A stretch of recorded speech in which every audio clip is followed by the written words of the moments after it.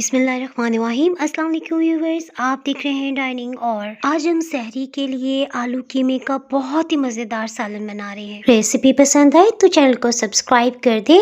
Bell icon को all पे कर देने से आपको वीडियो का नोटिफिकेशन सबसे पहले फ्री में मिल जाएगा।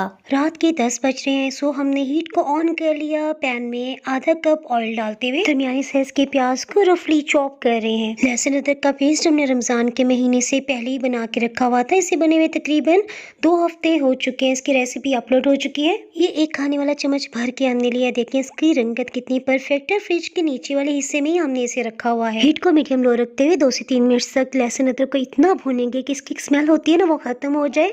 आप इसमें बड़े साइज का टमाटर भी शामिल कर सकते हैं। इसके लिए छिलका उतार लेने के बाद हमने इसे काट लिया है। रमजान में टाइम की बचत के साथ साथ सब्जियां महंगी होने से पहले हमने 4 किलो टमाटर का पेस्ट बना के रखा हुआ है। ये हम 2 चम्मच भर के इसमें शामिल कर रहे हैं। टमाटर पेस्ट बाय डाइनिंग का सर्च करेंगे ना तो आपको रेसिपी आसानी से मिल जाएगी। और चाहे तो ऊपर आई बटन में आपको लिंक नजर आ रहा होगा, उसे क्लिक करके भी रेसिपी देख सकते हैं। प्याज और लहसुन अदरक भी हल्की सी सुनहरी रंगत आ गई थी। सो हीट को ऑफ करते हुए इस 1 मिनट तक भून लेने के बाद कुछ मसाले भी शामिल कर लेते हैं। नमक 1 चाय की चम्मच भर के लिया है। लाल मिर्च पाउडर 1 खाने वाला चम्मच लेवल करके, और इसी तरह अधकुटा खुश्क धनिया ये 1 चाय की चम्मच है। अलबत्ता हल्दी पाउडर आधी चाय की चम्मच से थोड़ा कम है। सभी को अच्छी तरह से भून लेने के बाद आधा कप पानी थोड़ी थोड़ी मिकदार में डालते हुए इस मसाले को भून लेने से कीमा इंशाल्लाह बहुत ही टेस्टी बनेगा। बीफ, मटन या चिकन का कीमा जो भी आपको पसंद हो आधा किलो की मिकदार में ले लें। और वजन में ये तकरीबन 1 पाउंड के आसपास है। 4 घंटों से अच्छी तरह से 3-4 पानियों में धो लेने के बाद हमने बारीक छलनी में इसे रखा हुआ था। चटक लेने से सभी पानी निकल गया। कीमा बहुत बारीक बना हुआ है, सो हम अभी से इसे मैश करते हुए मिक्स कर रहे हैं। हीट को मीडियम लो ही रखा हुआ है। देखिए कीमे का कुदरती पानी रिलीज हो गया है। अच्छी सी रंगत के लिए पेपरिका पाउडर 1 खाने वाला चम्मच शामिल कर दिया। इससे मिर्चों में इजाफा नहीं होगा,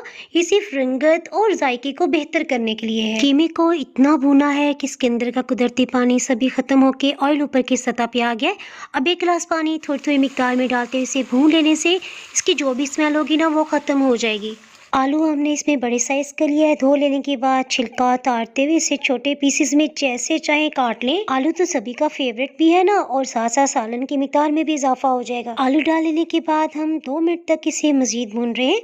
उसके बाद इसमें 2 कप भर के पानी शामिल कर लिया है। 1 खाने वाला चम्मच भर के कसूरी मेथी से कीमा बहुत खुशबूदार और मजे का बनेगा। ढक्कन से कवर करते हुए हीट को बिल्कुल लो कर दिया है।